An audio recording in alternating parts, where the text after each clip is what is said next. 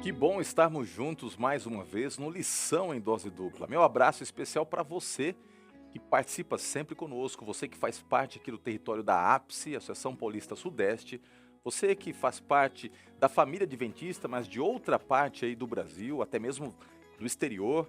Seja bem-vindo, você que de repente não faz parte da Igreja Adventista, mas já é nosso amigo, mora no nosso coração, independente da sua denominação. Que bom que você está participando também deste momento de estudo da Palavra de Deus. O Lição em Dose Dupla é o momento que nós separamos aqui para, de maneira conjunta, aprendermos mais do relato bíblico através de um guia de estudos. Eu não sei se você tem esse guia ou não, mas eu recomendo você que estude a lição na Escola Sabatina, é uma bênção, e nós estamos estudando sobre o livro de Gênesis. Então, seja bem-vindo a mais um encontro, e se o Lição é em Dose Dupla, eu tenho aqui um parceiro de sempre, estava um pouco longe, semana passada já esteve conosco, e hoje retorna aqui novamente, Pastor Wanderson. Como é que você está, meu amigo? E aí, Que meu bom, amigo? Tudo que bom? bom estarmos juntos aí, ó. Um abraço para você que está aí participando. E agora vamos ouvir a voz aqui do homem da sabedoria. Quanta sabedoria contida numa cabeça só, hein? Pastor Roger, a bondade é sua. Eu pago o Pastor Roger uma tubaína por semana para ele falar bem de mim. Pastor, eu não consigo viver sem lição em dose dupla. É uma maravilha estar aqui com você, aprendermos a riqueza da palavra e com os nossos amigos do outro lado da telinha aí. Então, eu posso rodear a terra, mas eu vou voltar sempre aqui pro Éden. Você é sempre muito bem-vindo, muito bem-vindo. E olha, você que gosta de aprender, uma dica, tá? Pastor Wanderson, eu e tantos outros aí que estudam, explicam e apresentam aí a palavra de Deus, seja através de sermões, palestras, algo em comum, tá? Muito importante, que é a leitura. Então quero deixar um desafio aí nesse momento de descontração inicial para você, um desafio. Dedique tempo para a leitura. Às vezes nós gastamos tanto tempo assistindo, correndo atrás de coisas, entretenimentos, mas a sabedoria, aquela sabedoria que entra e fica, permanece, que molda o caráter, e é aquela sabedoria que você extrai do conhecimento, vem através da leitura. Eu percebo que nós temos aos poucos perdido nas gerações atuais a prática da leitura. É a geração cabeça baixa, sempre ali, vendo, vendo, vendo, mas é através daquele momento de tranquilidade no quarto, no seu cantinho de leitura que você abre e você lê, que você internaliza e aí você adquire o conhecimento. A leitura ela pode ser uma leitura secular, se for uma boa leitura, pode ser uma leitura religiosa e se você quiser realmente se aprofundar, tem tanta coisa boa para a gente aprender através da leitura, né, pastor? Não é bom ler? Eu gosto de ler, e Bom você? demais, né, pastor? É viciante, na verdade, né? A gente pode ler, né, e deve ler bons comentários, a própria Bíblia, o texto bíblico é muito rico. Mas eu queria deixar uma dica aqui, então, já que a gente está nesse momento aí de bate-papo. Eu tenho lido, por causa do tempo, eu já li mais. Na época de doutorado, eu lia 180, 220 livros por ano, fora artigos e teses, né? Só que não é a realidade que a gente vive o tempo todo, hoje também não tem esse tempo todo. Mas eu sempre dou dicas do seguinte: procurem livros bons com especialistas de cada área. Então, procura o pastor Roger, pastor, na tua área, em missão, em ministério pessoal, uma área que ele está atuando mais, pastoral. Pegue dicas com pessoas que são especialistas da área. Mas eu tenho lido, pastor Roger, pela falta de tempo às vezes, eu tenho lido muito artigo e tese. Ali está tudo pronto, o melhor banquete, então isso te traz muito conteúdo também, né? E os grandes clássicos da literatura, né? Ler Lotman, Dostoiévski, Gabriel Garcia Marques, Jorge Luiz Borges, não é? Rubem Alves, então C.S. Lewis são os grandes clássicos da literatura aí também. E uma dica também especial para você. Aí fica essa dica. E eu vou fazer o seguinte: se você tem interesse que a gente apresente uma lista, a gente pode até anexar isso, né? Assim como nós deixamos sempre o resumo da lição aí para você baixar. Se você tiver interesse, se você achar que isso é legal, escreva aí, Pastor Roger, nos apresente uma lista. Eu vou sentar junto com o pastor Wanderson, nós vamos apresentar listas de leitura sugestiva de várias áreas aí, tá bom? Da teologia, do campo do conhecimento, até de outras coisas de conhecimento geral. A gente vai propor algumas ideias para você de leitura e você filtra, você vê o que é melhor para você. Por exemplo, eu gosto muito também de estudar apologia bíblica, né? Essa área de apologética e tal. E eu estava outro dia lendo um livro que eu recomendo para você. Não tenho fé suficiente para ser ateu, tá? Você que gosta aí de Norman ter Geisler. raiz, Norman Glaser, Frank Turret, fantástica essa leitura, tá? E outros tantos, recomendo que você leia livros assim que enriquecem. E acima de tudo, depois da Bíblia, talvez a principal fonte para te dar sustentação espiritual é o Espírito de Profecia. Quantos livros nós temos no Espírito de Profecia? E agora você pode, através de aplicativos, ter acesso a todo o conteúdo gratuitamente. Não fique de fora da nossa corrente aqui do conhecimento, tá? Dica dada, dica absorvida, espero que sim, por você. Mais uma vez, vai interagindo conosco, compartilha aí a nossa transmissão. E um abraço para você também que está ouvindo, tá? Talvez aí pelo Deezer, talvez aí pelo Spotify. Nós temos aí vários podcasts em que estamos novamente agora compartilhando as nossas transmissões aqui do Lição em Dose Dupla. É isso aí. Esqueci de alguma coisa, amigo? Tá tudo certo? Recado dado. Então tá bom. Vamos começar o estudo e sempre que nós começamos aqui, nós pedimos a direção divina, tá bom? E eu quero aproveitar e fazer um parênteses aqui e hoje não me esquecer de alguém que faz com que isso tudo aconteça. Um abraço especial pro nosso amigo Tiago, viu? Pra quem não sabe, o Tiago é o homem que faz a mágica aqui. Ele nos deixa aqui ajeitadinhos para transmissão, ele coordena os cortes, tudo. O Tiago trabalha na Anunciação, é um amigo do coração. Um abraço, viu, Tiago? Muito obrigado pelo trabalho que você aqui dedica de horas e horas e horas de gravação. Valeu, brother. Um abraço mesmo, tá bom? Vamos orar? Lembrando que ao término, tá? Você pode baixar o resumo de tudo que nós apresentamos aqui no link de descrição do vídeo, tanto no YouTube quanto no Facebook. Pastor, nos dirige em oração, por favor. Vamos orar. Senhor Deus e Pai, nós vamos recapitular agora a lição da Escola Sabatina, o nosso guia de estudos.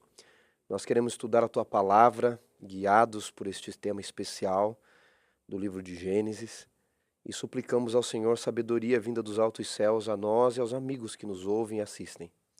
Que o Teu Santo Espírito nos guie às Tuas profundas verdades. Oramos por Jesus. Amém. Amém. Que bom. Chegou o momento então. Pegue aí sua Bíblia, a sua lição da Escola Sabatina e vamos já de imediato ler o verso principal, Gênesis 24, verso 1. Se você tem aí sua Bíblia, abra sua Bíblia no livro de Gênesis, capítulo 24, verso 1, e nós encontramos o seguinte aqui na palavra de Deus. Diz assim: Era Abraão já idoso, bem avançado em anos, e o Senhor em tudo o havia abençoado. Abraão, ele na sua história, através da sua biografia, nós podemos entender a constante presença da bênção do Senhor e o impacto que essa bênção teve sobre a vida de Abraão. E Abraão, por fim, ele alcançou a promessa. Ele aguardou por tanto tempo, houve tanta expectativa, tanta espera, mas Isaac entrou em cena. Eu fico imaginando você que é pai, você que é mãe, especialmente se você teve que anelar, aguardar, se preparar, ou até buscar alternativas para realmente ver o sonho da paternidade concretizado. Como é gostoso quando você que é mamãe, quando você que é papai, pega nos seus braços o filho, né? Eu lembro como se fosse hoje o dia em que peguei nos meus braços o meu primeiro filho, Lucas, peguei também depois o Leonardo. É uma cena que nada se compara, não há emoção que possa ser comparada à emoção de ser pai, de ser mãe. E Abraão agora se torna pai. E essa paternidade foi uma paternidade peculiar porque ele não apenas foi pai, mas nessa história entre pai e filho nós temos a ilustração do plano da salvação. E comentamos a semana passada que Isaac ele passa a ser um tipo, né, do Salvador, um tipo do Messias. E Abraão, ele vive essa experiência intensa com este filho, e nós vamos aprender muitas coisas desta história marcante de Abraão e de Isaac. Eu acho que, creio que em caráter introdutório, a gente pode destacar que Abraão, ele tem uma experiência singular, e essa experiência singular, pastor Wanderson, ela é uma experiência que nos ajuda a entender como é que funciona a salvação. É verdade, pastor. Primeiro porque é a promessa de Deus, né? E a promessa de Deus, na raiz hebraica, a palavra tem muito que ver com segurança. Curioso, né? Que promessa tem que ver com segurança, né? Gênesis 18 fala que Deus fez uma promessa a Abraão. E a promessa era de um filho. Esse filho reflete um pouco a promessa, o descendente, não é? Se Isaac era o descendente que daria a descendência a Abraão, reflete um pouco a promessa que Deus fez de salvação no Éden também para a humanidade. Quando ele fala que o descendente da mulher viria para garantir a vitória. Quando o descendente vem, o primeiro que é Caim, nós já estudamos, né, em estudos passados, tratam Caim como Deus, Caim vira um assassino, Abraão correu o mesmo risco. Porque diante da promessa de Deus para nós, e veja, Se promessa em hebraico tem que ver com a palavra segurança, aliás, em derivações, pastor Roger, tem que ver até com território seguro. Olha que curioso. Promessa de Deus é um território seguro para mim e para a sua vida. O problema da promessa é que quando nós recebemos o presente de Deus, nós corremos o mesmo risco que Eva correu do descendente e que Abraão acaba refletindo na sua vida. Infelizmente, Adão e Eva perderam Caim. E se Deus não intervisse na história de Abraão e de Isaac, possivelmente Abraão e Sara teriam perdido Isaac também. Porque o presente de Deus, que eles esperaram por muito tempo, e talvez você tenha aí, que está nos ouvindo, esperado por muito tempo, por um esposo, por uma esposa, por um filho, por uma filha, por uma casa, por um emprego, os presentes de Deus correm o risco de se tornar distrações que nos afastam de Deus também. E Deus não aceita, pastor Roger, dividir o trono do coração com ninguém. Ou ele é tudo, ou ele não é nada. C.S. Lewis diz assim, né? Se nós colocarmos as segundas coisas em primeiro lugar, vamos perder tudo. Mas se nós colocarmos as primeiras coisas em primeiro lugar, teremos ambas. O que acontece com a promessa? Reflexo do Éden. Aquele que deveria ser importante, mas não o mais importante, rouba o lugar de Deus no coração de Abraão. E nós vamos entender ao longo da história de Abraão e de seu filho Isaque que esta situação da paternidade, ela seria construída agora numa nova perspectiva, transitando da espera para a entrega. Aquele que esperou e recebeu, agora recebe de Deus o desafio de entregar. E esse evento da entrega, esta paternidade que ela se coloca como uma situação singular em toda a narrativa bíblica, ela tem um momento de ápice, que é o Monte Moriá. E eu acredito que essa história foi tão forte, tão impactante, que nós vamos depois falar um pouquinho sobre isso, quando analisarmos as implicações da mesma, mas a vida de Abraão nunca mais foi a mesma depois de Moriá. A vida de Sara talvez nunca mais tenha sido, e talvez tão traumática, tão intensa, que pouco se sabe do que aconteceu com ela após essa experiência do Moriá, se é que ela viveu muito tempo, mas o certo é que talvez isso tudo tenha até abreviado até o seu contexto existencial. Enfim, a história de Abraão nos mostra que o maior presente, ele só é válido quando ele é entregue nas mãos de Deus. Como o pastor Wanderson disse, nada daquilo que é colocado em primeiro lugar, ocupando o lugar de Deus, será uma bênção. Por isso que Abraão precisou entender a importância de entregar. Os filhos são a herança do Senhor. Se você é pai, se você é mãe, Salmo 27 diz isso, os filhos são a herança do Senhor. Mas até mesmo os filhos não podem ocupar o lugar de Deus. E é por isso que quando nós vamos para o Monte Moriá, embora em nenhum outro momento você vai encontrar na Bíblia Deus pedindo algo parecido, similar ao que aconteceu ali no Moriá, a gente sabe que foi uma experiência que ilustra o que Deus estaria disposto a fazer por mim e por você. E quando o autor se demora a falar sobre o Monte Moriá, há um profundo significado espiritual nisso, e nós vamos ver o texto bíblico em si. Gênesis 22, se você tem aí, não vamos ler todo o texto, mas Gênesis 22 agora vai apresentar, na sequência aqui, os versos a seguir nos mostram o que significou. Eu quero ater aqui, lendo uma parte do texto bíblico, diz assim: depois dessas coisas, pôs Deus Abraão à prova. Ele disse: Abraão, este lhe respondeu: eis-me aqui. Acrescentou Deus: toma teu filho, o teu único filho, Isaque, a quem amas, e vai à terra de Moriá. Oferece-o ali em holocausto sobre um dos montes que eu te mostrarei. Levantou-se, pois, Abraão de madrugada, e tendo preparado seu jumento, tomou consigo 2 dos seus servos e a Isaque, o seu filho, rachou lenha para o holocausto, e foi para o lugar que Deus lhe havia indicado. A ordem em si, ela foi uma ordem que não é questionada, mas é uma ordem que coloca Abraão diante de um grande dilema. Como entregar aquele por quem havia esperado por tanto tempo? Como confiar de que aquilo tão drástico que era solicitado, a morte do seu filho, poderia ser transformado em bênção? Mas o certo é que Abraão não hesita. Aquele Abraão que no capítulo 15 aparece questionando a Deus, é um Abraão que agora obedece. Olha só o processo de evolução na vida deste homem. Ele obedece e ele caminha para o Moriá, sem ter certeza do que vai acontecer, tendo algumas expectativas. O livro de Hebreus diz que Abraão ele tinha a esperança de que Deus pudesse ressuscitar o seu filho. Ele tinha essa perspectiva, tem essa esperança. Em Hebreus, nós temos isso, Paulo trabalhando essa questão de que havia no coração de Abraão a certeza de que Deus poderia ressuscitá-lo, e isso o empurrava pela frente. Havia essa certeza, essa expectativa, mas não era um fato já realizado. Então ele precisou agir pela fé. Cada passo foi dado ali com temor, com tremor, e na expectativa do que iria acontecer. Eu não sei como Abraão conseguiu tamanha disposição para obedecer, porque talvez a minha experiência de vida não se reflita na grandeza da intensidade da comunhão que ele tinha com Deus. Mas eu fico pensando, pastor Wanderson, que diante dos grandes desafios, das perdas, dos chamados muitas vezes incompreensíveis, incognitíveis da parte de Deus, é que nós podemos ter a manifestação mais plena do Senhor. Pastor Roger, Deus não tem problema em nós termos coisas na vida. Em nós termos, quando eu digo coisas, eu digo o total das coisas que nos cercam, não é? Pode ser bens, eu não estou coisificando pessoas, mas das coisas, filhos, família, bens também. Deus não tem problema com isso. O problema é quando as coisas nos têm. Sejam elas pessoas ou bens materiais mesmo, não é? E Abraão começa a entrar num problema ali, porque Isaac começa a se tornar um problema para Abraão. A solução começa a se tornar um problema, né? O cristão tem dois tipos de problemas na vida, né? De lutas. Tentações e distrações. As duas nos afastam de Deus. Isaac se tornou uma distração naquele momento. O pedido de Deus que você acabou de ler em Gênesis 22, ele foi cruel, de fato.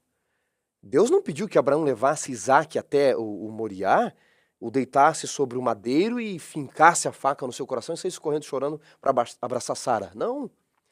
A narrativa que você mostrou aí pra gente sugere um holocausto perfeito, completo, ou seja, Abraão deveria degolar seu filho. Note, você é pai. Degola o seu filho, esgota até a última gota de sangue, parte ele em pedaços, não é só cravar um cutelo e sair correndo chorando. Parte o seu filho em pedaços e vai queimá-lo até virar pó. Você citou Hebreus 11, né? Hebreus 11, 17. É no processo que a conversão acontece, né? Abraão orou, Abraão implorou por 3 dias, né? A Bíblia diz que eram 3 dias até o Moriá. E o processo de conversão aconteceu ali na caminhada, não na chegada. É a caminhada. E é nessa caminhada que ele entende, diz Hebreus 11, 17, que ele sacrificaria Isaac, porque Deus poderia restaurá-lo das cinzas. E aí ele diz para os servos, você mencionou, fiquem aqui. Eu e o rapaz iremos adorar. E nós dois vamos voltar.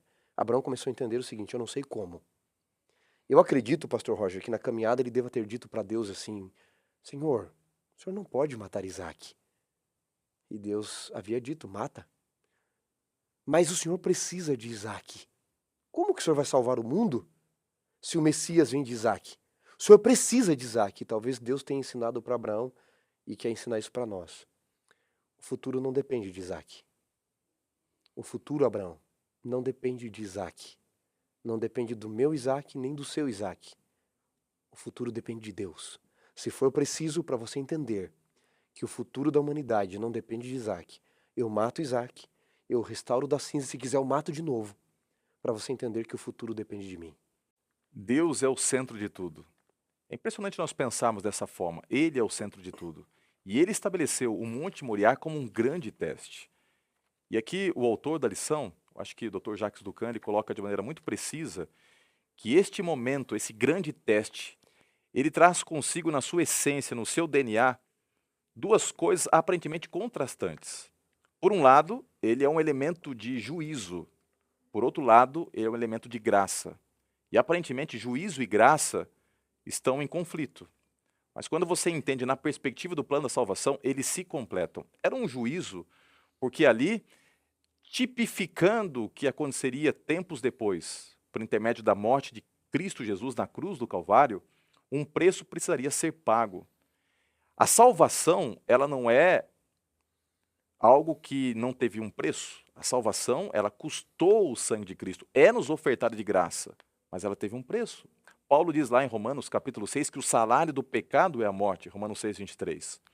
Ou seja, a história de Isaac ilustra o fato de que para que Deus estabelecesse a sua aliança com Abraão, para que a humanidade fosse abençoada através de Abraão, para que esta salvação alcançasse a todos nós por intermédio de Cristo Jesus, um preço deveria ser pago.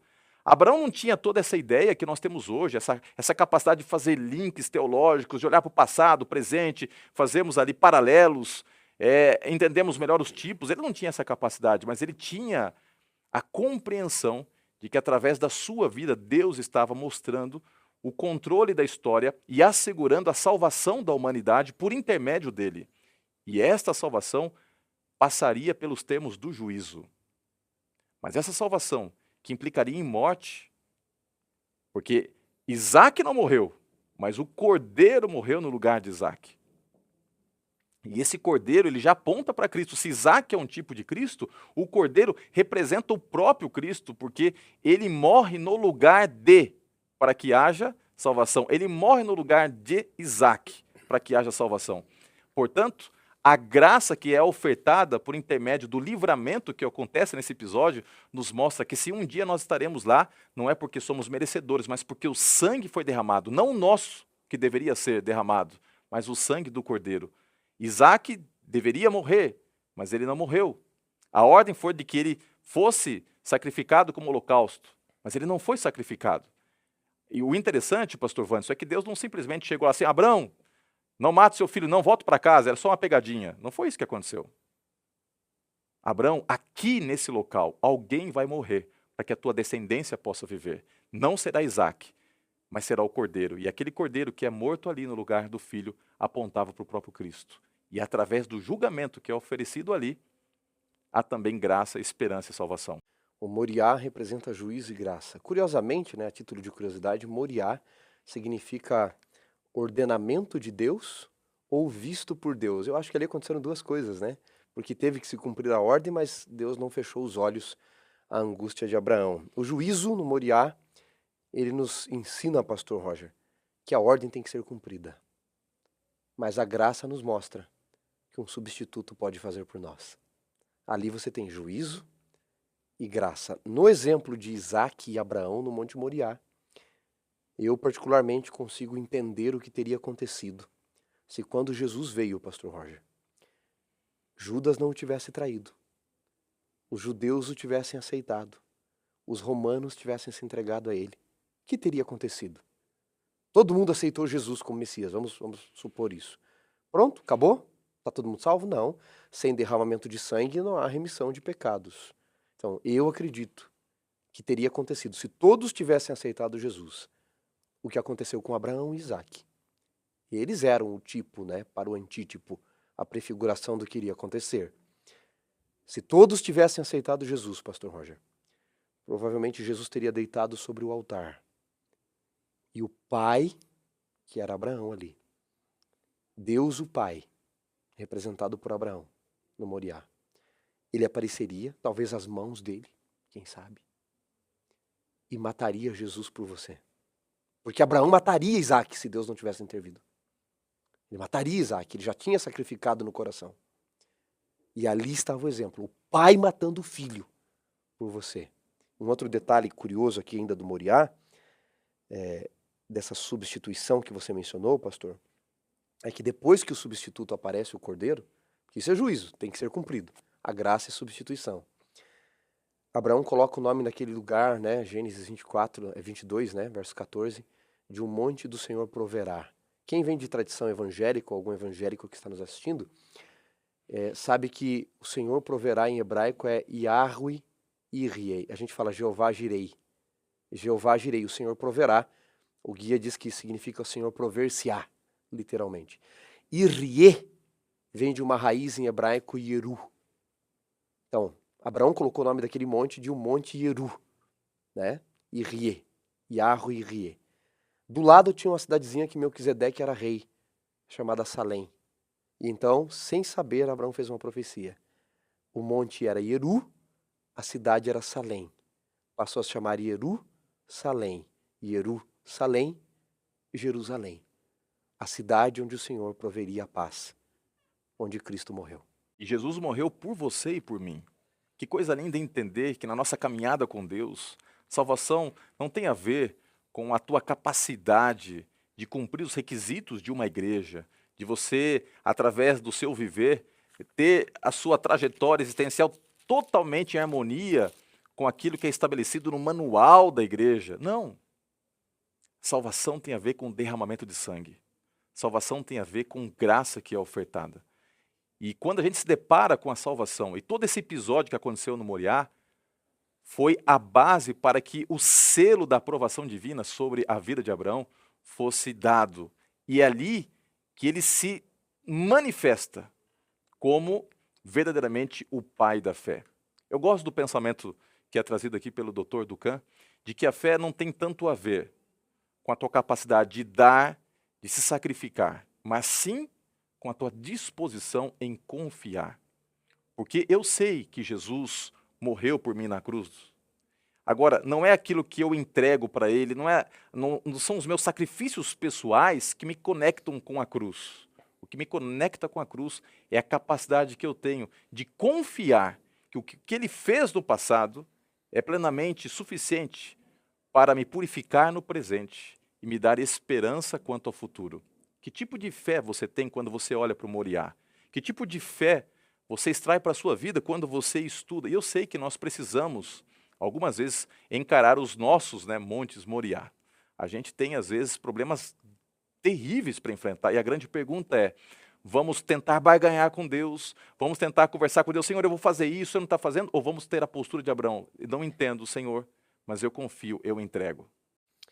Pastor Roger, a lição, nosso guia nos traz aqui um texto, de Romanos 5, versos 6 ao 8, onde Paulo fala, que Cristo morreu por nós quando ainda éramos fracos, ímpios. No exemplo de Isaac, eu entendo uma outra lição. Cristo não só morreu por nós, Cristo morreu como nós. A gente sempre aprendeu que Cristo morreu por nós, e está tudo certo, é verdade, ele é o substituto. Ele morreu por nós. Mas o cordeirinho não morreu só no lugar de Isaac, ele morreu como Isaac deveria morrer.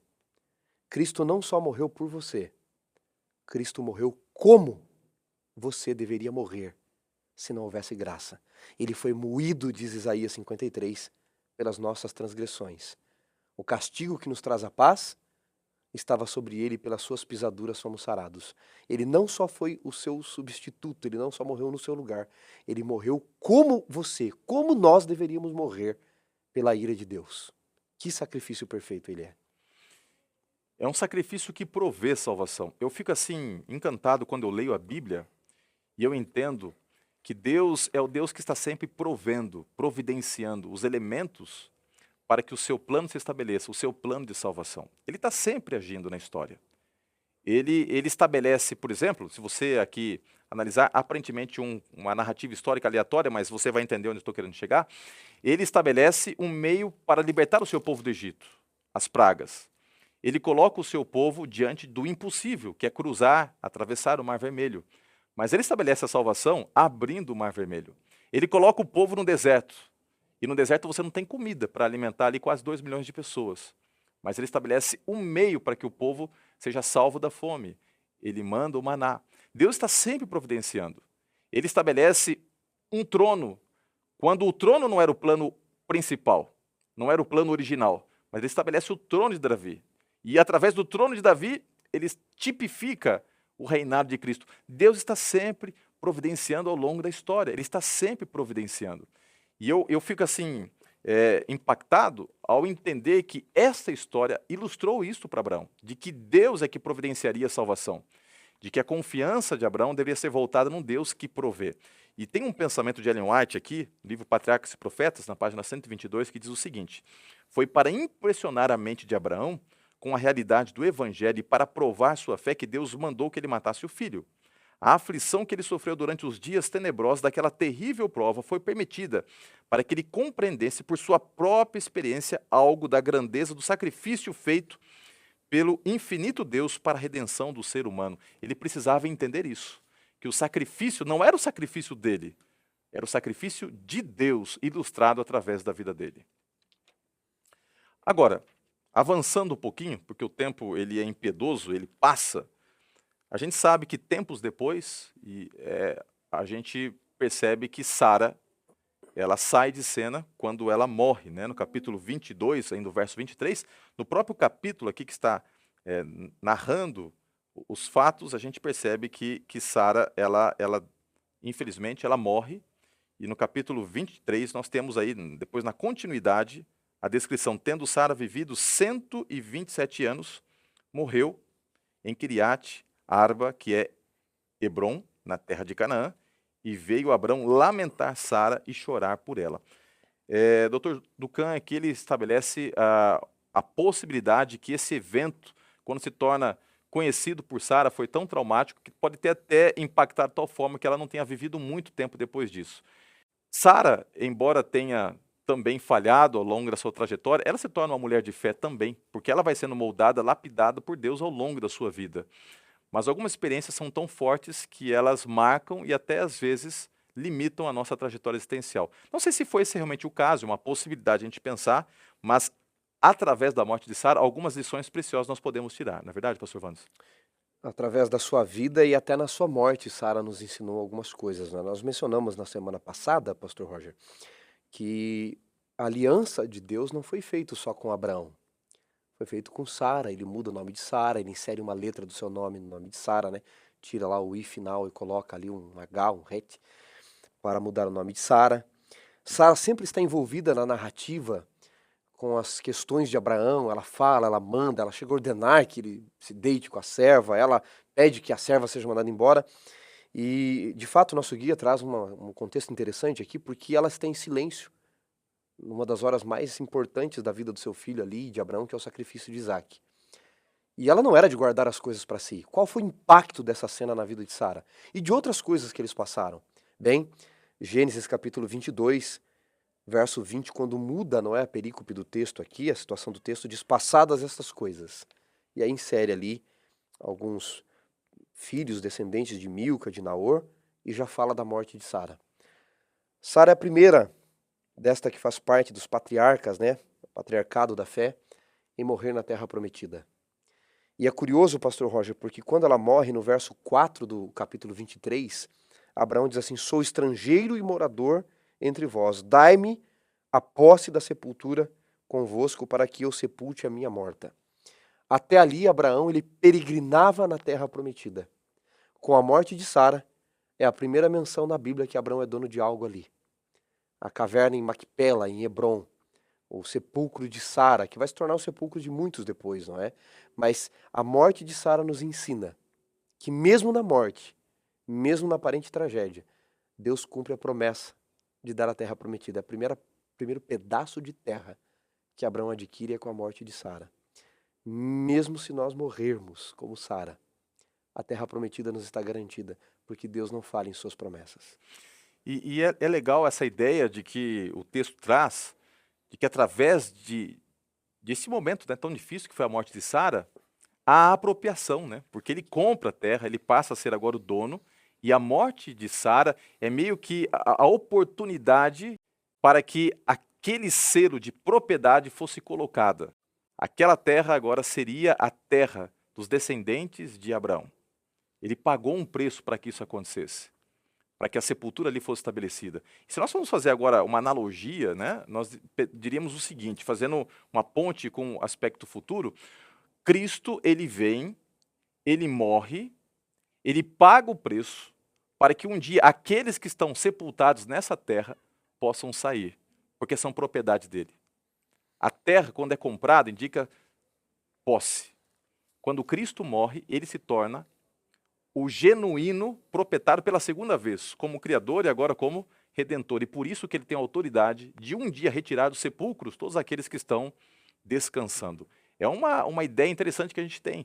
Embora nós não estejamos ainda habitando com Cristo na Nova Jerusalém, nós entendemos que Deus fará com que o nosso planeta seja restaurado plenamente após 1000 anos, quando a Terra for purificada através de fogo e recriada, né, restabelecida, nós seremos devolvidos à habitação neste local que muitos dos nossos queridos estão sepultados. Serão entregues. Por quê? Porque o proprietário pagou o direito. Abraão pagou o direito de enterrar sua esposa. Cristo pagou com seu sangue o direito de nos tirar da sepultura. Apocalipse capítulo 5, versículo 9, traz essa ideia, né? Quando Jesus se aproxima daquele que está sentado no trono e abre o livro, que é a posse do planeta Terra, compra. No capítulo 5, verso 9 de Apocalipse, diz que os anciãos, os 24 seres viventes, eles se prostram diante do Cordeiro, tendo harpas e taças de ouro cheias de incenso, e diz assim, e entoavam um cântico dizendo, digno és de abrir o livro e desatar os selos. Por quê? Porque foste morto, e com o teu sangue compraste para Deus os que procedem de todo povo, tribo, língua e nação. Ou seja, de fato, a morte de Cristo é a compra da terra e de tudo que nela há. E como símbolo disso, quando ele ressuscita em Mateus 27, né, versos 51 a 53, ele já traz alguns da morte com ele, não é? Há uma ressurreição especial ali. Então, Abraão tipifica com Sara ali de fato, se na morte de Sara eles têm o primeiro pedaço de terra, é na morte de Cristo que nós temos toda a terra. Impressionante, impressionante pensar como uma história do passado nos dá tantas nuances, né? Tantas possibilidades de entender como aquilo estava representando o plano da salvação. Eu fico impressionado ao imaginar Deus, um Deus que pega uma história e, através dessa história de vida, antecipa, através de símbolos, a maneira como ele estaria atuando em nosso favor, em prol da nossa salvação. A história de Abraão, ela tem vários capítulos, e ele teve uma vida com certeza marcada por lembranças, por dor, por saudade, mas ele teve uma vida após a morte de Sara. E após a morte de Sara, Abraão ele passa a ter uma grande preocupação, a preocupação com o seu filho. Este que já era um homem formado, ele não era um menininho. Algumas pessoas acham que Isaac foi para o Moriá e foi tão assim passivo e obediente porque tinha lá seus 10, 12 anos. Não. Isaac já era um homem adulto, é um homem que já tinha ali toda a sua estrutura física já formada. Ele era quando eu falo formada, já como um homem adulto. Então, agora, Isaac se depara nessa nova experiência existencial apenas com o pai, e o pai tem uma preocupação. A preocupação do pai é o seguinte: com quem meu filho vai se casar? Quem é a pessoa que estará com ele dando continuidade a essa linhagem, né? Essa linhagem, a semente de salvação? E aí a gente vê que o papel de Abraão é um papel que todos os pais deveriam ter. Às vezes os pais simplesmente eles delegam para os filhos essa responsabilidade, onde nós deveríamos, como pais, eu estou fazendo agora mais uma aplicação do fato, nós deveríamos orar. Você que é pai e seu filho adolescente aí já está, de alguma forma, sondando a ideia do casamento, cuidado, tá? Cuidado, porque esse é o momento em que você não pode ser omisso, você tem que ser ativo, participativo. E a atitude que Abraão tem é uma atitude que vai ilustrar ao longo de toda a narrativa bíblica uma verdade espiritual interessante. Há todo aqui, ó, existe um nome, né, teológico para isso, né? Há todo como é que é o nome para isso aí? Cronotópoi. Cronotópole. É uma poça de sabedoria, né? Coisa boa. Então, há toda uma estrutura que é estabelecida de alguns elementos. Alguém que é enviado, um estrangeiro que chega junto ao poço, que busca um encontro, há uma festa. Então eu queria que você explanasse um pouquinho mais essa ideia que agora mostra um homem que está ativo, preocupado, e pela intervenção dele o futuro é assegurado, um futuro de que Deus continuaria abençoando a linhagem de Isaac agora. A riqueza do texto bíblico é fantástica, né, Pastor Roger? O Campbell disse que essas histórias primordiais nunca foram sobre eles, sempre foram sobre nós, né? A história foi contada deles para falar sobre nós, nossa vida, nossas quedas, nosso relacionamento com Deus. E ele diz que essas histórias, né, as lições dessas histórias primordiais estão tão presentes, né, na nossa vida, que nós dançamos ao som delas sem mesmo saber a música ou o enredo. E quando nós olhamos para a história de Isaac e Rebeca, mais uma vez tem uma lição de salvação. O pastor Roger mencionou ali, né, o padrão de narrativa, né, dos cronotópos. Você tem ali um padrão que se estabelece em Isaac e Rebeca, que será o padrão de todo o Antigo Testamento para casamento e será o padrão da salvação do Cordeiro conosco, as bodas do Cordeiro, que é o casamento do Cordeiro conosco. Primeiro que salvação na cultura hebraica simboliza Yom Kippur, dia de expiação. É o único dia que a noiva entra debaixo do talid, é o dia da salvação para os noivos. E qual o padrão ali? Um homem sai da sua terra, vai para uma terra estranha, para junto a um poço, tem sede, vem uma moça daquela terra, ele pede água a ele ou aos animais, se ela lhe der a água, ele pede ela em casamento, Então ela vai até seu povo vem até ele pede em casamento para o povo e o casamento é realizado. Os pais ou o povo, não é? Foi assim com Isaac e Rebeca, embora Eliezer estivesse ali, ele representava o noivo. Se você for pegar Gênesis 29, Jacó e Raquel, ele está fugindo de Esaú, sai da sua terra, vai para uma terra estranha, para junto a um poço, tem sede, vem as moças, Raquel está no meio, tem uma briga por causa da água, mas ele pede água, aceitam lhe dar a água, ele pede ela em casamento, ela vai até Labão vem até ele, o casamento depois de um tempo é realizado. Moisés, né? Moisés é um exemplo Êxodo de 2. vivenciando a mesma realidade. E Cristo, quando ele está ali no poço de Jacó, ele assume para si essa prerrogativa de ser aquele que está ali, O padrão mesmo o sempre, padrão, né? né? Oferecendo agora uma oportunidade, um casamento de frente, um casamento de salvação, né? O padrão é sempre o mesmo, né, pastor Roger? Em Êxodo 2 você tem Moisés matando o egípcio, fugindo de Faraó, vai para uma terra estranha, para junto a um poço, vem Zípora, ela vai até Jetro, o padrão é o mesmo. E esse padrão se repete em João capítulo 14, nas bodas do Cordeiro. Porque as pessoas não notam, mas Jesus, ele faz uma jogada, ele pede a mulher em casamento, a mulher samaritana em João 4. Quando ele usa a expressão, né, dá-me de beber, a expressão ali, pararidoremu, em grego, é dá-me de beber junto de ti contigo. Aí a mulher diz, você quer ficar comigo? E olha, eu não tenho marido, ela diz. Ele fala, é verdade, você já teve 5, o que tem não é seu. E ele coloca para a mulher o seguinte, eu quero realizar as bodas do Cordeiro, não um casamento humano com você. E qual o padrão da salvação do Cordeiro ali? Ele sai da Judéia, ele vai para Samaria, é um estranho na terra, para junto a um poço, tem sede, vem a mulher, ele pede a água, ele pede ela em casamento, que aqui, senhores, são as bodas do Cordeiro, por favor, tá bom? Jesus não quis casar com ela como homem e mulher comum.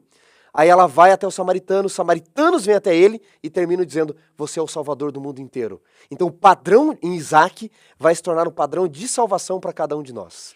Agora, para tudo, porque veja bem, o Lição em Dose Dupla é uma oportunidade de conhecimento, atrelado à aplicação, e agora nós temos um feito histórico. Para tudo, agora nós vamos quebrar esse pensamento tão teológico profundo para dizer que um estranho está entre nós que não é mais estranho, que deveria ser estranho, mas saiu que não é da terra, né? Saiu da terra, ele veio até o poço de Jacó e está aqui, não vai pedir ninguém em casamento. Chegue para cá, ó, nosso grande amigo pastor Foi no Vandes geral aí, Escovão. Thiago. Ele entrou no estúdio aqui, olha lá, olha só, você veio bagunçar o coreto aqui, rapaz? Rapaz, um Wanderson já é uma benção, imagina Agora dois com num dois. programa só, né? Você quer continuar aqui participando do final ou não? Você veio fazer o quê aqui? Continua aqui, pastor. Não está nem captando sua voz aqui, ele só veio dar um oizinho. aqui, ó. Se você está escutando o podcast, é o seguinte, pastor Wanderson Assunção acabou de pisar aqui no recinto sagrado, veio fazer uma graça aqui, dar um tchau, mas aceitar o convite que vamos participar, ele não aceita. O que você me diz sobre isso? Eu acho que a gente precisa orar pela conversão dele, viu? Semana passada. Ele tá dizendo que, mas enfim, Mas não a veio sua presença nos comigo abençoa aqui, pastor, sempre, viu, você está pastor devendo. Wanderson? Verdade. Nós vamos gravar então semana que vem com o Xará. Lição Tá bom. dose tripla. Tá bom, Semana que vem com o Xará. aguardo você. Valeu. Valeu, Vai na mestre. paz, vai na paz. Tendo isso posto, continuamos aqui o pensamento de que o casamento realmente de Isaac seria preponderante e Isaac tinha que ser realmente associado à figura de Rebeca, porque nessa união a gente tem ali o surgimento de O uma noivo vida. indo buscar numa terra estranha, né? Exatamente. O surgimento de uma nova vida. E aí nós temos aí também, depois a história de Jacó, que a gente vai aprender tanta Pastor, coisa linda. Eu sei que é que é tanta riqueza, né? Tem uma outra lição aqui. Se tem alguém que está nos assistindo, viúvo, divorciado e pode casar de novo, tá solteiro. Olha só que lição interessante aqui, pastor. Talvez a mais profunda de hoje. Casamento na Bíblia acontece junto ao poço. Então, você está sozinho porque não está procurando um poço e nem oferecendo água. Chega no sábado na igreja para alguém, vai lá no bebedouro e diz para a pessoa interessada, e aí, que a água, quem sabe a coisa se desenrola, né? Rapaz, eu acho que vai ter muitos galões de água se esgotando na nossa igreja, viu? Eu não sei. Penso eu que alguns encontrarão aí, né? Encontrarão a sua Rebeca. Tenha né? fé. Tenha Alguns fé. encontrarão sua Rebeca. Mas, queridos, nós estamos agora na parte final do estudo e a gente vai falar um pouquinho sobre o que acontece com Abraão. Porque o que eu acho lindo nessa história aqui é o fato de que Deus, ele cuida de Abraão desde o seu chamado, né, do seu chamamento inicial, até o final da sua trajetória existencial, Deus está cuidando. O Deus que chama é o Deus que acompanha, é um Deus que dirige, é um Deus que não abandona. Que coisa linda é saber que aquele que aceita o chamado de Deus, ele pode descansar em segurança. E Abraão, ele descansa em segurança com a certeza de que a promessa se cumpriu. Na narrativa da sua morte, entre a mesma, há a descrição de genealogias. Deus estaria cuidando de Abraão e fazendo com que a sua promessa se cumprisse no fato de que ele seria realmente pai de muita gente. Ele não é apenas o pai, né, de Isaac, ele se torna o pai de Ismael, ele se torna o pai, a lição ela vai aqui colocar uma ideia, né, é apenas uma ideia, de que a pessoa com quem ele se envolve posteriormente e se casa, né, para ter filhos, Quetura, pode ser Agar, né, voltando àquela mulher que tinha sido a mãe de Ismael, ou pode ser uma outra pessoa. Existem múltiplas teorias no campo teológico e não adianta a gente ser categórico com relação a isso. Eu sei que alguns podem até usar esse elemento para defender bandeiras assim que causem confusão e muita discussão teológica. Nós não podemos ser categóricos. Nem o Espírito de Profecia nos dá uma visão clara sobre isso. Quem foi Quetura? É Agar ou não é Agar? Mas o fato aqui é o seguinte, que por intermédio de Sara, ele se torna pai de uma multidão de pessoas, o povo de Israel, o remanescente, aquele que estaria ao longo da história preparando o caminho para a vinda do Messias. Mas ele se torna também pai dos gentios. E até hoje, pastor Vantes, nós temos essa briga, né, no Oriente Médio que mostra que ele não foi apenas pai de um, ele foi pai de muita gente. E por intermédio de Abraão, nós podemos agora nos apropriar de uma promessa bíblica. Porque Abraão, ele é aquele que é tido como o ponto central da bênção. Em ti serão benditas todas as nações da terra. E há uma briga constante, inclusive ainda hoje, entre islâmicos, né, muçulmanos e judeus. Quem realmente é o verdadeiro filho de Abraão? Isso não importa, e Paulo vai usar isso nos seus tratados teológicos, né, especialmente ali em Romanos. Por intermédio de Cristo Jesus, nós somos conectados a Abraão. Não importa se você é gentil ou se você é judeu. Somos conectados à fonte da bênção, porque a bênção não é Abraão. A bênção é Deus, que por intermédio de Abraão abençoa. É fantástico esse final da história de Abraão em Gênesis 25. No capítulo 25, no verso 6, ele diz que Abraão deu muitos presentes aos filhos das concubinas que tivera. E aqui tem uma ideia, pastor, no verso 6, eu estava observando enquanto você falava, do porquê eu discordo de Abraão de Agar e Quetura serem a mesma esposa de Abraão. Primeiro porque ele fala de concubinas, não de uma concubina só, né? Então seria Ismael por Agar e os demais por Quetura. O livro dos Jubileus também trabalha a ideia de que são duas pessoas diferentes, mas como você falou, são teorias que giram por aí. Mas aqui no final do verso 6, pastor, diz que ele enviou os filhos das concubinas para a terra do Oriente.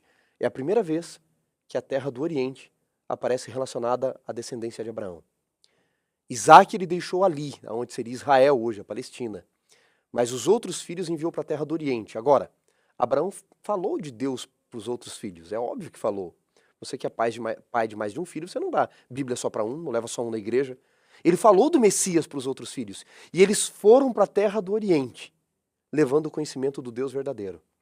E não por acaso, Imagina. desculpa interromper, não por acaso, os muçulmanos eles creem num único Deus verdadeiro, né? Exato. Um contraste com as culturas politeístas que os cercavam, né? Exatamente.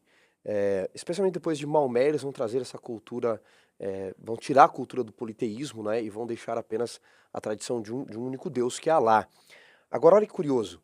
Quando você vai para o livro de Jó, e Jó viveu entre Isaac e Jacó, mais precisamente na época de Jacó, segundo estudiosos. Quando Deus vai apostar as fichas dele na humanidade, ele vai buscar alguém na terra do Oriente. E diz que Jó era o maioral da terra do Oriente, temente a Deus, íntegro, reto e se desviava do mal. Como que Jó conhecia Deus na terra do Oriente? Aí eu tenho uma teoria agora, digo eu, não o Senhor. Ou Jó é um dos descendentes dos filhos de Abraão, ou ele foi converso por um dos filhos de Abraão. Porque eles foram para a terra do Oriente. Nessa terra do Oriente vai ter Balaão, o profeta. Midian, onde Moisés vai se esconder, um dos filhos de Abraão aqui é Midian. Pode olhar lá o verso 2, que é da onde vai vir a esposa de Moisés. E aí você tem lá em Mateus 2, os magos vindo de onde? Da terra do Oriente. Ellen White diz que na terra do Oriente haviam pessoas tementes a Deus, profetas de Deus, inclusive as escrituras hebraicas estiveram lá. Olha só, como Deus ainda, através de um erro de Abraão, ele corrige e abençoa todo mundo. Até avançando um pouquinho mais em cima do que nós estamos falando, é importante destacar que Abraão, né, Abraão, que teve erros e acertos em todos esses aspectos, ele foi cuidado, amparado, e de certa forma todos esses povos também foram abençoados. Abençoados porque viria a grande bênção, que é Cristo Jesus, por intermédio da sua linhagem, mas jamais eles seriam esquecidos por Deus. E foram cuidados, assim como Deus cuidou de Ismael e da sua descendência, Deus cuidou desses demais filhos, e a gente presencia até dos nossos dias resquícios daqueles que de alguma forma, se pudesse ser traçado, né, uma árvore genealógica, estariam ligados a Abraão. Deus foi fiel na sua promessa. E a Bíblia diz aqui no livro de Gênesis 25, verso 8, que expirou Abraão, morreu em ditosa velhice, avançado em anos, e foi reunido ao seu povo. Ele morreu e ele foi reunido ao seu povo. Eu diria que nós, de igual forma, em algum momento iremos descansar. Em algum momento nós também iremos morrer. A não ser que Cristo volte, que é a minha esperança, eu creio que também é a sua esperança, de que ele breve virá a ponto de que não precise ser levantada uma outra geração. Mas se esse não for o caso, nós temos a esperança e a certeza de que assim como Abraão, quando caminhamos com Deus, que cometeu Abraão muitos acertos e erros ao longo da sua história, mas descansou, assim também essa história se torna um tipo do que pode acontecer na nossa vida, através dos erros e acertos, se estivermos cobertos pela graça, com a certeza da salvação pela fé, seremos recolhidos à terra, juntamente com o povo de Deus, muitos que lá estão guardados, mas com a certeza de que um dia de lá sairemos. A história de Abraão não termina com a sua morte. Na verdade, a história de Abraão abre as portas para uma nova história que lhe possibilita, no futuro, ter um recomeço por ocasião da volta de Cristo Jesus. Abraão não ficaria esquecido numa sepultura. Abraão não ficaria apenas legado ao passado. Abraão estaria guardado para a salvação eterna. Porque através dele viria o Messias. E nele um dia se cumprirá a promessa da ressurreição. Eu fico pensando quando Abraão, pastor Vandes, terminando aqui o nosso estudo, quando Abraão passar, né, pela experiência da ressurreição, eu sei que existem aí teorias, né, por exemplo, nessa ressurreição especial, quem são estes que ressuscitaram ali em Mateus 27? E alguns acabam tendo ideias diversas, né? Há indicativos pelo espírito de profecia que talvez fossem mártires, né, que se entregaram. Não sei se Abraão se encaixa nesse aspecto ou não. Se nós somos mais pelo óbvio convencional, Abraão ele está sepultado, aguardando a volta de Jesus, ok? Então eu fico pensando como será o momento quando Abraão se encontrar com Jesus e entender que a vida dele tipificou aquele que estará sentado no trono. Vai ser algo incrível, né? O encontro de Deus com Abraão, o encontro pessoal de Cristo com Abraão. Eu fico imaginando como vai ser isso. Eu quero estar lá, pastor Vandes, para ver essa cena. Imagina Jesus mostrando para Abraão todos os seus filhos, mas alguns de cor diferente, de pele ou olhos, cor de olhos diferentes, altura diferente. E Abraão vai dizer, mas todos são meus filhos? E ele vai talvez mencionar para Abraão pelo menos a lição que a gente encontra em João 1, né? Em João capítulo 1, verso 11, diz assim, Jesus veio para os seus, os descendentes sanguíneos de Abraão, mas os seus não o receberam. Mas todos quantos receberam, deu-lhes poder de serem feitos filhos de Deus, a saberem aqueles que creem em seu nome. É pela fé que nós também somos filhos de Abraão. Não pelas obras, porque obras humanas não salvam, e nem por tipificação sanguínea, pedigree religioso não existe mais. É pela fé que todos fazem parte da descendência, da genealogia de Abraão, porque ele é o pai daqueles que foram salvos pela graça e creram por meio da fé. Eu não sou judeu. Pelo que me consta, não tenho vínculos sanguíneos, né, com o judaísmo. Mas eu me considero filho de Abraão. A promessa de Abraão é a minha promessa. A certeza de Abraão é a minha certeza. E a fé que ele teve é o grande desafio que tenho também hoje, de experimentar essa fé, viver pela fé, que também é, creio eu, a sua esperança, a sua certeza. Então, se você, ao estudar sobre a promessa aqui, tipificada na vida de Abraão, Quer ter essa certeza? Escreva aí, tá bom? Escreva aí, interaja conosco, escreva aí. Quero também, pela graça, ser filho de Abraão. Ou sou pela graça, né? No presente contínuo, sou pela graça um filho de Abraão, né?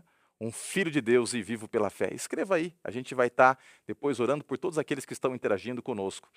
Você que é professor, não se esqueça, temos o nosso resumo da lição aí no link de descrição. Você pode acessar e baixar esse resumo e espero que a graça de Deus esteja contigo, especialmente você que vai comunicar isso aqui tudo para os seus alunos, que a bênção do Senhor esteja com você e você que está aqui apenas aprendendo mais, que esses ensinamentos sejam guardados no seu coração e sejam poderosos para transformar sua caminhada com Deus. Vamos orar, vamos falar com o Senhor. Senhor Deus, muito obrigado porque a vida de Abraão nos inspira. A vida de Abraão nos mostra que Tu és um Deus poderoso, grandioso, misericordioso, um Deus de aliança, um Deus de promessa, um Deus que não apenas estabelece o futuro, mas um Deus que se encarrega de concretizá-lo. Portanto, ó Pai, queremos agora colocar nossa vida nas Tuas mãos. Vivemos num outro tempo, numa outra época, com muitos desafios também, mas que a mesma fé de Abraão esteja presente na nossa vida e que a vitória que o Senhor deu para ele seja também a nossa vitória. Que a certeza do encontro que haverá entre o Senhor e Abraão também possa ser a certeza que nós tenhamos de um dia nos encontrarmos contigo. E por que não? A expectativa e a certeza de um dia também conhecermos pessoalmente esse grande homem que o Senhor estabeleceu na história. Obrigado por isso tudo, que a tua bênção esteja sobre cada professor, cada aluno da Escola Sabatina, e é no nome de Cristo Jesus que nós oramos. Amém.